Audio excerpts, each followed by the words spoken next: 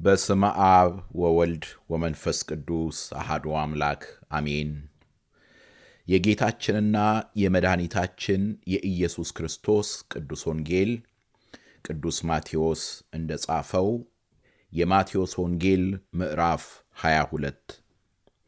ኢየሱስም መለሰ፣ ደግሞም በምሳሌ ነገራቸው እንዲህም አለ። መንግሥተ ሰማያት ለልጁ ሰርግ ያደረገ ንጉሥን ትመስላለች። የታደሙትንም ወደ ሰርጉ ይጠሩ ዘንድ ባሮቹን ላከ። ሊመጡም አልወደዱም። ደግሞ ሌሎቹን ባሮች ልኮ የታደሙትን እነሆ ድግሴን አዘጋጀው፣ ኮርማዎቼና የሰቡት ከብቶቼ ታርደዋል፣ ሁሉም ተዘጋጅቷል፣ ወደ ሰርጉ ኑ በሏቸው አለ።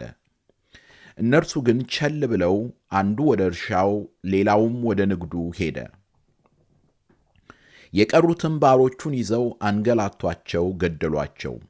ንጉሡም ተቆጣ። ጭፍሮቹንም ልኮ እነዚያን ገዳዮች አጠፋ፣ ከተማቸውንም አቃጠለ።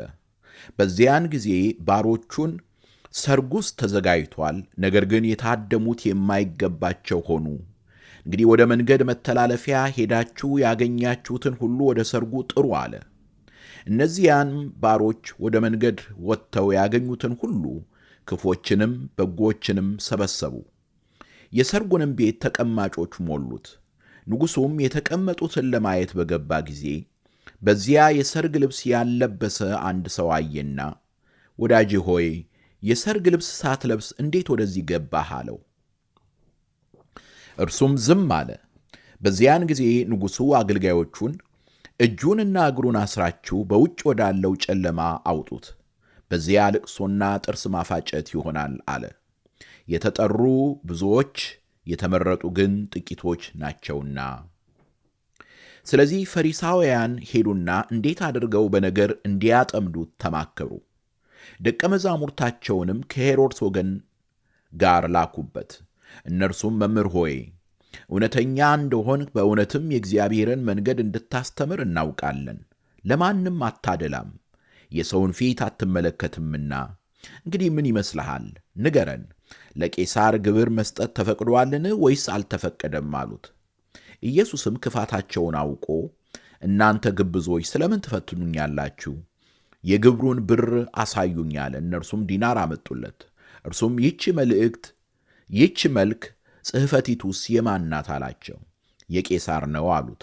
በዚያን ጊዜ እንኪያስ የቄሳርን ለቄሳር የእግዚአብሔርንም ለእግዚአብሔር አስረክቡ አላቸው። ይህንም ሰምተው ተደነቁ፣ ትተውትም ሄዱ። በዚያን ቀን ትንሣኤ ሙታን የለም የሚሉ ሰዱቃውያን ወደ እርሱ ቀረቡ። እንዲህም ብለው ጠየቁት፣ መምህር ሆይ ሙሴ አንድ ሰው ልጅ ሳይወልድ ሲሞት ወንድሙ ሚስቱን አግብቶ ለወንድሙ ዘር ይተካ አለ። 7 ወንድማማች በእኛ ዘንድ ነበሩ። ፊተኛውም ሚስት አግብቶ ሞተ፣ ዘርም ስለሌለው ሚስቱን ለወንድሙ ተወለት። እንዲሁ ደግሞ ሁለተኛው፣ ሦስተኛውም እስከ 7ተኛው ድረስ። ከሁሉም በኋላ ሴቲቱ ሞተች። ሁሉ አግብተዋታልና በትንሣኤ ቀን እስከ 7ቱ ለማናቸው ሚስት ትሆናለች? ኢየሱስም መልሶ እንዲህ አላቸው፣ መጻሕፍትንና የእግዚአብሔርን ኃይል አታውቁምና ትስታላችሁ። በትንሣኤስ እንደ እግዚአብሔር መላእክት በሰማይ ይሆናሉ እንጂ አያገቡም አይጋቡምም። ስለ ትንሣኤ ሙታን ግን እኔ የአብርሃም አምላክ የይስሐቅም አምላክ የያዕቆብም አምላክ ነኝ የሚል ከእግዚአብሔር ዘንድ ወደ እናንተ የተባለውን አላነበባችሁምን? የሕያዋን አምላክ ነው እንጂ የሙታን አይደለም። ሕዝቡም ይህን ሰምተው በትምህርቱ ተገረሙ። ፈሪሳውያንም ሰዱቃውያንን ዝም እንዳሰኛቸው በሰሙ ጊዜ አብረው ተሰበሰቡ። ከእነርሱም አንድ ሕግ አዋቂ ሊፈትነው መምህር ሆይ ከሕግ ማናቸይቱ ትእዛዝ ታላቅ ናት ብሎ ጠየቀው። ኢየሱስም እንዲህ አለው፣ ጌታ አምላክህን በፍጹም ልብህ፣ በፍጹም ነፍስህም፣ በፍጹም ሐሳብህም ውደድ። ታላቂቱና ፊተኛይቱ ትእዛዝ ይህች ናት። ሁለተኛይቱም ይህችን ትመስላለች፣ እርሷም ባልንጀራህን እንደ ነፍስህ ውደድ የምትለው ናት። በእነዚህ በሁለቱ ትእዛዛት ሕጉም ሁሉ ነቢያትም ተሰቅለዋል። ፈሪሳውያንም ተሰብስበው ሳሉ ኢየሱስ ስለ ክርስቶስ ምን ይመስላችኋል? የማንስ ልጅ ነው ብሎ ጠየቃቸው። የዳዊት ልጅ ነው አሉት። እርሱም እንኪያስ ዳዊት ጌታ ጌታዬን ጠላቶችህን የእግርህ መረገጫ እስካደርግልህ ድረስ በቀኜ ተቀመጥ አለው ሲል እንዴት በመንፈስ ጌታ ብሎ ይጠራዋል? ዳዊትስ ጌታ ብሎ ከጠራው እንዴት ልጁ ይሆናል አላቸው። አንድም ቃል ስንኳ ይመልስለት ዘንድ የተቻለው የለም። ከዚያ ቀን ጀምሮ ወደፊት ማንም ሊጠይቀው አልደፈረም። ሰማይና ምድር ያልፋል፣ ቃሌ ግን አያልፍም አለ ጌታ ለደቀ መዛሙርቱ። እግዚአብሔር አምላክ ስለ ቃሉ የተመሰገነ ይሁን። የተወደዳችሁ የክርስቶስ ቤተሰቦች፣ እግዚአብሔር እንደገና በቃሉ ዙሪያ ስለሰበሰበን ስሙ ይክበር ይመስገን። እንግዲህ በዚህ በማቴዎስ ወንጌል ምዕራፍ 22 ላይ በእውነት በጣም እጅግ ታላላቅ የሆኑ አርዕስቶች ተነስተዋል። እነዚያን ሁሉ ለመዘርዘር ጊዜ የለንም። ነገር ግን አልፎ አልፎ ዋና ዋና የሆኑትን እናነሳለን፣ እንመለከታለን። የመጀመሪያው አንደኛው የምንመለከተው በተለይም ሰፋ አድርገን የምንመለከተው የምናየው የሰርግ ግብዣ ምሳሌን ጌታችን መድኃኒታችን ኢየሱስ ክርስቶስ ያስተማረውን ነው። ለምንድን ነው ይህንን ምሳሌ ሰፋ አድርገን የምንመለከተው ካላችሁኝ፣ ምክንያቱም በዛሬም በኛ ሕይወት ውስጥ ለብዙዎች መውደቅ ወይም ደግሞ ለብዙዎች እግዚአብሔር የሰጣቸውን ጸጋ ተጠቅመው የእግዚአብሔርን በረከት እንዳያገኙ የሚያደርጋቸውን ነገር በዚህ ውስጥ እንመለከታለን፣ እናያለን። የመጀመሪያው የምንመለከተው የምናየው የእግዚአብሔርን ጸጋ የመግፋት ችግር ነው። ለምንድን ነው የገፉት? አይታችሁ ከሆነ ለልጁ ሰርግ። በነገራችን ላይ ብዙ ጊዜ በቤተ ክርስቲያንና በክርስቶስ መካከል ያለውን ግንኙነት የእግዚአብሔር ቃል በጋብቻ ነው የሚመስለው፣ በሰርግ ነው የሚመስለው። ወደ በጉ ሰርግ የተጠሩ ብፁዓን ናቸው ይላል በዚያ በራዕየ ዮሐንስም ላይ። ስለዚህ በዚህ ስፍራም ላይ እንደምንመለከተው ንጉሡ ለልጁ ወዳዘጋጀው ሰርግ ሰዎችን ሲጠራ እንመለከታለን። የመጀመሪያዎቹ ተጋባዦች ውድቅ ሲያደርጉ እንመለከታለን። እንደገና ሁለተኞቹ ደግሞ የተለያየ ምክንያት አቅርበው ከሰርጉ ይልቅ እነርሱ ለራሳቸው ባዘጋጁት ነገር ቸልተኞች ሆነው እንዲሄዱ እንመለከታለን እናያለን። ቃሉን በጥንቃቄ ተመልከቱት ምን እንደሚል። የታደሙት እነርሱ ግን ቸል ብለው አንዱ ወደ እርሻው ሌላውም ወደ ንግዱ ሄደ ይላል። ስለዚህ እዚህ ላይ በጣም መጠንቀቅ ያለብን፣ ምክንያቱም አንዳንዶች ይሄንን ልክ መነገድ መንፈሳዊ እውነተኛ መንፈሳዊ ሕይወት መኖር ካለብን መነገድ የለብንም ወይንም ማረስ የለብንም ወይንም ደግሞ በዚህ ዓለም ላይ ምንም አይነት ቢዝነስ ሊኖረን አይገባም ብለው ለመተርጎም የሚዳዳቸው ሰዎች አሉ። አይደለም። ያስቸገራቸው እነዚህን ሰዎች ንግዱ አይደለም ወይንም ደግሞ እርሻው አይደለም፣ መንፈሳዊ ቸልተኝነት ነው። በዚህ ዘመንም ብዙዎቻችንን የእግዚአብሔርን ጸጋ እንድንገፋ እግዚአብሔር ወደ ሕይወታችን፣ ወደ ኑሯችን፣ ወደ ቤታችን የሚያመጣውን ጸጋ እንድንገፋ የሚያደርገን መንፈሳዊ ቸልተኝነት ነው። መንፈሳዊ ቸልተኝነት ወይንም ደግሞ መንፈሳዊ ግዴለሽነት ምንድን ነው የሚያደርገን? ከእግዚአብሔር ጸጋ ይልቅ ሌላውን ምድራዊ የሆነውን ነገር ቅድሚያ እንድንሰጠው ያደርገናል። ዋና ነገር አድርገን እንድናስቀምጥ ያደርገናል። እና መንፈሳዊውን ነገር የሆነ እንደ ጌጥ ነገር፣ እንደ ትርፍ ነገር፣ እንደ ማጣፈጫ ነገር አድርገነው እንድናየው ነው የሚያደርገን። በእግዚአብሔር ሰዎችና በዓለማውያን መካከል ያለው ልዩነት ይሄ ነው። ቅዱስ ጳውሎስ ተመልከቱት ምን እንዳለ፣ ለእኔ ሕይወት ክርስቶስ ነው አለ፣ ሞትም ጥቅሜ ነው። ታስተውላላችሁ? ለእኔ ሕይወት ክርስቶስ ነው አለ። ሰዎች ቢዚ የሚሆኑበትን የሚፋጠኑበትን እንደ ሸማኔ መወርወሪያ ከወዲህ ወዲያ የሚባዝኑበትን ነገር ምን አለ?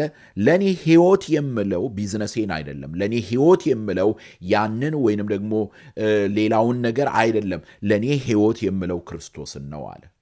ደግሞ እንደገና በዓለም ላይ የመጨረሻ የሚያስፈራውን ነገር ሞትን ደግሞ ለእኔ ሕይወት ክርስቶስ ከመሆኑ የተነሳ የመጨረሻው የሚያስፈራው ነገር ሞት ደግሞ ጥቅሜ ነው አለ። ቅዱስ ጳውሎስ ማስቀደም ያለበትን ነገር ያውቅ ነበረ። ዋና የሆነውን ነገር ያውቅ ነበር። እንዲያውም በፊልጵስዩስ መልእክቱ ላይ እንደምንመለከተው ሌላውን ነገር ሁሉ እንደ ጉድፍ እቆጥረዋለሁ፣ እንደ ምናምን እቆጥረዋለሁ ሲል እንመለከታለን። ዕውቀቱን፣ ችሎታውን፣ ዘሩን፣ ወገኑን፣ ሀብቱን፣ ሁሉንም ነገር የተማረበትን ትምህርት ቤትን ያንን ሁሉ እንደ ምናምንቴ እንደ ጉድፍ እቆጥረዋለሁ ሲል እንመለከታለን እናያለን። እዚህ ስፍራ ላይ ግን እነዚህ ሰዎች በቸል ብለው አንደኛው ወደ እርሻው ሌላውም ወደ ንግዱ ሄደ፣ እንዲሁም ሌሎቹ የቀሩትም ባሮቹን ይዘው አንገላቷቸው ይላል። አንገላቷቸው፣ ገደሏቸው፣ መቷቸው ይላል። ስለዚህ የመጀመሪያው አንደኛው ነገር በዚህ ዘመን ብዙ ክርስቲያኖችን እኛን ይሄንን ቃል ራሱ የምንሰማ ብዙዎቻችንን እየታገለን ያለው ወደ አሰብንበት መንፈሳዊ ግብ እንዳንደርስ የሚያደርገን ከእግዚአብሔር በረከት እንዳናገኝ የሚያደርገን የእግዚአብሔር ክንድ ስላጠረ አይደለም፣ እግዚአብሔር ፊቱን ከኛ ስላዞረ አይደለም፣ ነገር ግን መንፈሳዊ ግዴለሽነት ነው። ስፒሪቹዋል ኢንዲፈረንስ የሚሉት መንፈሳዊ ግዴለሽነት ነው። ያ ሲሆን ዋና የምናደርገው ሌላ ነገር ነው። ተመልከቱ እስቲ ለምሳሌ አንድ ሰው ስልክ ቅዳሜ ማታ ቢደውልልን እሁድ ጠዋት ላገኝ እፈልጋለሁ ቢለን ሁሉንም ነገር ነው ድሮፕ የምናደርገው። ሁሉንም ነገር ነው ምንተው። የለም እሁድ ጠዋትማ ቤተ ክርስቲያን ነው የሚሄደው፣ የእግዚአብሔርን ቃል ነው የምሰማው፣ ለእግዚአብሔር የሰጠው እሁድ የእግዚአብሔር ናት፣ የጌታ ናት፣ ኪሪያኪ የጌታ ናት አንልም። ቅዱስ ዮሐንስ ያላት እንደዛ እኮ ነው። እሁድን ዕለተ ሰንበትን በጌታ ቀን በመንፈስ ነበርኩኝ ይላል። ስለዚህ ለእግዚአብሔር ቃል ቅድሚያ መስጠት፣ ለጸሎት ቅድሚያ መስጠት፣ የእግዚአብሔር ለሆነው ነገር ቅድሚያ መስጠት፣ ለምሳሌ ከማናቸውም ነገር ለቤተሰባችን ቅድሚያ መስጠት፣ ምክንያቱም በቤተሰብ ውስጥ እግዚአብሔር የሚከብርበት ስለሆነ ማለት ነው።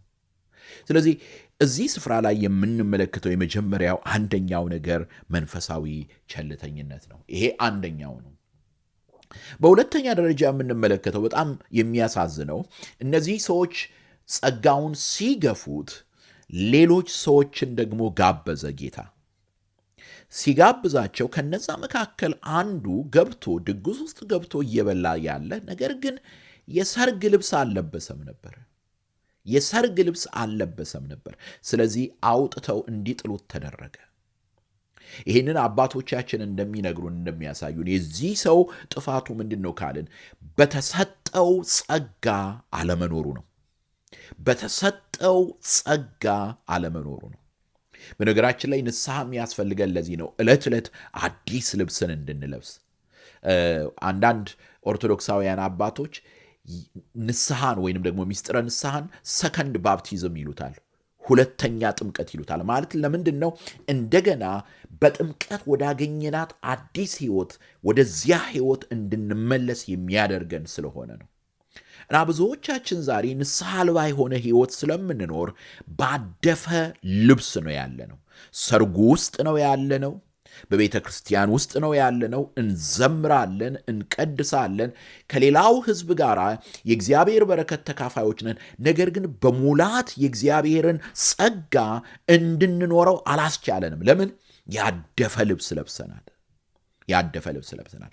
እነዚህ ሁለት ነገሮች እጅግ በጣም ብዙ ሰዎችን የሚጎዱ ናቸው። አንድ መንፈሳዊ ግዴለሽነት፣ ከእግዚአብሔር ይልቅ ሌላውን ነገር ቅድሚያ መስጠት። ጌታችን መድኃኒታችን ኢየሱስ ክርስቶስ አስቀድማችሁ የእግዚአብሔርን ጽድቁንና መንግሥቱን ፈልጉ፣ ሌላው ሁሉ ይጨመርላችኋል ብሎናል። ነገር ግን እኔና እናንተ ሁልጊዜ ከእግዚአብሔር ይልቅ ሌላውን በምናስቀድምበት ጊዜ የዛን ጊዜ የእግዚአብሔርን ጸጋ መግፋት እንጀምራለን። ትልቁ ኃጢአት በነገራችን ላይ በአዲስ ኪዳን ውስጥ ትልቁ ኃጢአት ይሄ ነው። አስተውላችሁ ከሆነ እግዚአብሔር በእውነት ይቅር የማይለው ነገር የለም። ስንወድቅ ያነሳናል፣ ስንደግም፣ ስንፍገመገም ይደግፈናል። ነገር ግን የእግዚአብሔርን ጸጋ ከገፋንስ እንግዲህ ምክንያቱም የሚምረን እኮ በጸጋው ነው። የሚያቆመን እኮ በጸጋው ነው። ምሕረትን የሚሰጠን በጸጋው ነው። ስለዚህ መንፈሳዊ ግዴለሽነት አንድ፣ ሁለተኛ በተሰጠን ጸጋ አለመኖር። እነዚህ ሁለት ዋና ዋና ችግሮችን እንመለከታለን፣ እናያለን። በሁለተኛ ደረጃ የምናየው በዚህ ክፍል ውስጥ እንግዲህ ይሄ አሁን ጌታ ወደ ኢየሩሳሌም ከመጣ በኋላ ከአይሁድ መሪዎች ጋር የሚያደርገውን ንግግር ነው የምንመለከተው የምናየው። ብዙ ዲቴል አልገባም፣ ምክንያቱም እያንዳንዱን ለማየት አይደለም። ይሄ ፕሮግራም ዓላማው ሁላችንም መጽሐፍ ቅዱሳችንን እንድናነብ ለማደፋፈር ነው። እዚህ ቦታ ላይ ግን አንድ እንደው ላሳያችሁ የምፈልገው ነገር አለ። አንዳንድ ጊዜ የሃይማኖት ሰዎች መስመር ሲስቱ የሚሆኑበትን ነገር እዚህ ስፍራ ላይ እናገኛለን። በንግግር ሊያጠምዱት እንደፈለጉ እናያለን። እዚህ ቦታ ላይ ፈሪሳውያን ሄዱና እንዴት አድርገው በነገር እንዲያጠምዱት ተማከሩ ይላል። በነገራችን ላይ መጀመሪያ ፈሪሳውያን ሊያጠምዱት ሲሞክሩ እናያለን። በፖለቲካዊ አነጋገር ከቄሳር ጋር ሊያጣሉት ሲፈልጉ እናያለን። እና በነገር ሊያጠምዱት ፈለጉ ይላል። እና ጌታ እንዴት በብልሃት እንደመለሰ ተመልከቱ። ፊት ለፊት እነርሱ እንደመጡበት አይደለም የተጋፈጣቸው። እኔ እኮ የሰማይና የምድር ጌታ ነኝ ያላላቸውም። ያንን ምስጢር ለማግኘት አይደለምና የመጡት። ያ ምስጢር ሊገለጥላቸው የሚበቃ ልብ ይዘው አይደለም የመጡት። በነገር ሊያጠምዱት ነበር የመጡት። እና ጌታችን መድኃኒታችን ኢየሱስ ክርስቶስን ምን ጠየቁት? ለቄሳር ግብር መስጠት ይገባል አሉት። ፖለቲካዊ ጥያቄ ነበረ። ጌታችን መድኃኒታችን ኢየሱስ ክርስቶስ የቄሳርን ለቄሳር የእግዚአብሔርን ለእግዚአብሔር ስጡ አላቸው። ግን እኔ አንድ ነገር እዚህ ጋር ማስቀምጠው ነገር አለ። በእውነት የሃይማኖት ሰዎች ነን ብለን ነገር ግን ሰዎችን በነገር ለማጥመድ የምንሄድ ካለን፣ በንግግር ለማጥመድ የምንሄድ ካለን የክርስቶስ ልብ እንደሌለን ልናውቅ ይገባናል።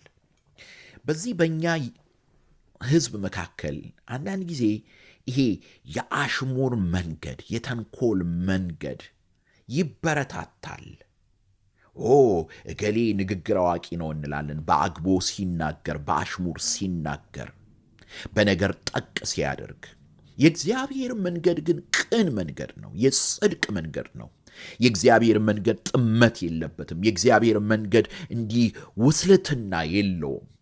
እና እዚህ ስፍራ ላይ የምንመለከተው ይሄንን የማጣመም ነገር ነው። ሰዱቃውያንም እንደገና በትንሣኤ ዘጉባኤ ነገር ላይ አጣመው ነገር ሲያቀርቡለት እንመለከታለን እናያለን።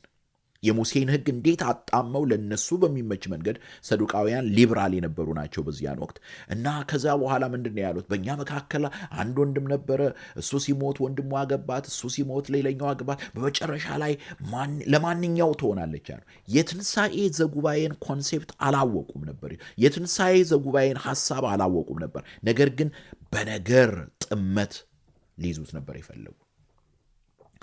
በቲክታክ ወይም ደግሞ በሶሻል ሚዲያ ላይ የሚደረጉ እሰጥ አገባዎች ለእግዚአብሔር መንግሥት መስፋፋት መልካም ከሆኑ ጥሩ ነው። ግን አንዳንድ ጊዜ የሚያስፈራኝን ነገር ልንገራችሁ። አንዳንድ ጊዜ ቅንነት የጎደለው የሚሆንበት አካሄድ አለ። አንዳንድ ጊዜ ጥመት ያለበት፣ የእግዚአብሔር መንገድ የሌለበት፣ ንጽሕና የሌለበት፣ ቅድስና የሌለበት፣ ለማሸነፍ ብቻ ያንን ለመያዝ ብቻ የሚሆንበት ጊዜ አለ። የዛን ጊዜ ሰዎች ይጎዳሉ። የዛን ጊዜ ዓለማውያን ከእግዚአብሔር መንግሥት ይርቃሉ። ስለዚህ በእውነት የእግዚአብሔርን ቅን መንገድ ይዘን ክርስቶስን የሚገልጥ ሕይወትን ይዘን ከተመላለስን ሰዎችን ወደ እግዚአብሔር መንግሥት እናመጣለን። እግዚአብሔር ሁላችንንም ይርዳን። መጨረሻ ላይ እዚህ ስፍራ ላይ የምንመለከተውና የምናየው በተለይ ለእኛ ለክርስቲያኖች እጅግ በጣም አስፈላጊ የሆነውን ነገር ከሕግ አዋቂዎች መካከል አንዱ ሲጠይቅ እናያለን፣ እንመለከታለን። ከሕግ ማናቸይቱ ትእዛዝ ታላቅ ናት ብሎ ጌታን ሲጠይቀው ጌታ ምን አለው? ጌታ አምላክን በፍጹም ልብ፣ በፍጹም ነፍስ፣ በፍጹም ሐሳብም ውደድ። ታላቂቱና ፊተኛይቱ ትእዛዝ ይህች ናት። ሁለተኛይቱም ይህችን ትመስላለች፣ እርሷም ባልንጀራህን እንደ ነፍስህ ውደድ የምትለው ናት። በእነዚህ በሁለቱ ትእዛዛት ሕጉም ሁሉ ነቢያትም ተሰቅለዋልና። 10ቱ ቃላትን ነው ጠቅለል አድርጎ ያቀረበልን። 10ቱ ትእዛዛትን ነው እንዳለ የገለጠልን እዚህ ስፍራ ላይ። ለምንድን ነው ይሄ አስፈላጊ የሆነበት ምክንያት? በጥንት ጊዜ እስከ ቅርብ ጊዜ ድረስም በቤተ ክርስቲያናችን እያንዳንዱ ኦርቶዶክሳዊ 10ቱ ትእዛዛትን ሜሞራይዝ ማድረግ አለበት። ለምን? ምክንያቱም የክርስትና ሕይወት የሚገለጠው በዚያ ነው። አንዳንድ ጊዜ አንዳንድ ምዕመናን ብዙ ጊዜ አንዳንድ ጊዜ ብቻ አይደለም፣ ብዙ ጊዜ እንደው ምንድን ነው ንስሐ ምገባው ብለው የሚጠይቁ ሰዎች አሉ። ለምንድን ነው ይሄ ችግር የሚሆንብን? አንዳንዴ ራሳችንን የምናስተያየው ከሰዎች ጋር ነው። ንስሐ የምንገባበትን ሕይወት በሚመለከት ቃል ካጣን ከእግዚአብሔር ቅድስና አንጻር ራሳችንን እያየን አይደለም ማለት ነው። አንዳንድ ጊዜ አንዳንድ ሰዎች ምን ይላሉ? እኔ እኮ ደህና ሰው ነኝ፣ እኔ እኮ እንደው ይህን ያህል ቄስ አልገደልኩ ይላሉ። የኃጢአት ጥግ ቄስ መግደል መስሏቸው።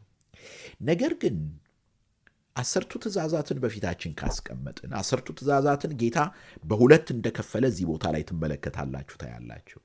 10ቱ ትእዛዛትን ስንቶቻችንን 10ቱ ትእዛዛትን በቃላችን የምናውቀው? የመጀመሪያው ትእዛዝ ምንድን ነው? 10ኛው ትእዛዝ ምንድን ነው? አይታችሁ ከሆነ 10ቱ ትእዛዛት በሁለት የተከፈሉ ናቸው። የመጀመሪያው አንደኛው ከእግዚአብሔር ጋር ያለንን ግንኙነት የሚያሳዩ ናቸው። እዚህ ቦታ ላይ ፍቅረ እግዚአብሔር ተብሎ የተገለጠው ጌታ አምላክን በፍጹም ልብ፣ በፍጹም ሐሳብ፣ በፍጹም ነፍስህ ውደድ የሚለው ነው። ሁለተኛው ደግሞ ከወንድሞቻችንና ከእህቶቻችን ጋር ያለንን ግንኙነት የሚወስኑ ናቸው። እነዚህ አታመንዝር፣ አትስረቅ፣ በሐሰት አትመስክር እያሉ የሚሄዱት ማለት ናቸው። ስለዚህ እነዚህ ነገሮች ማለት አጠቃላይ ንስሐ የምንገባባቸው ነገሮች እኮ እነዚህ ናቸው። ከእግዚአብሔር ጋር ባለን ግንኙነት እግዚአብሔርን ያሳዘንበትን ነገር፣ እንደዚሁም ደግሞ ባልንጀራችንን፣ ወንድማችንን፣ እህታችንን ያሳዘንበትን ነገር ነው ንስሐ የምንገባው። ስለዚህ ጌታችን መድኃኒታችን ኢየሱስ ክርስቶስ የነገረን ምንድን ነው? በእነዚህ በሁለቱ ትእዛዛት ሕጉም ሁሉ ነቢያትም ተሰቅለዋልና እዛ አዲስ ኪዳን ላይ ማነው ጳውሎስ መልእክታቱ ላይ እንዲሁም ፍቅር የሕግ ፍጻሜ ነው ይላል። እነዚህ ሁለቱ ላይ ኮመን ዲኖሚኔተሩ ምንድን ነው ካላችሁኝ፣ የጋራ የሆነው ነገር ፍቅር ነው። ፍቅረ እግዚአብሔርን መውደድ፣ ፍቅረ ቢጽ ባልንጀራን መውደድ ነው። ስለዚህ አጠቃላይ ክርስትናችንን የምንመዝንበት ነገር ቢኖር ፍቅር እንደሆነ ወቁ። አሁን በዚህ ዘመን ሁላችንም እኔንም ጨምሮ እንደ ጲላጦስ እጄ ንጹሕ ነው እያልኩ አይደለም። በነገራችን ላይ እኔንም ጨምሮ ሁላችንም ልንመዝነው፣ ሕይወታችንን ልንመዝነው የሚገባን በፍቅር ነው። እግዚአብሔርን እወደዋለሁ ወይ? እግዚአብሔር አምላኬን በፍጹም ልቤ፣ በፍጹም ነፍሴ፣ በፍጹም ሐሳቤ እወደዋለሁ ወይ? ሁለተኛ ባልንጀራዬን፣ ወንድሜን፣ እህቴን እንደ ነፍሴ ወይም እንደ ራሴ ወዳታለሁ ወይ? ወደዋለሁ ወይ?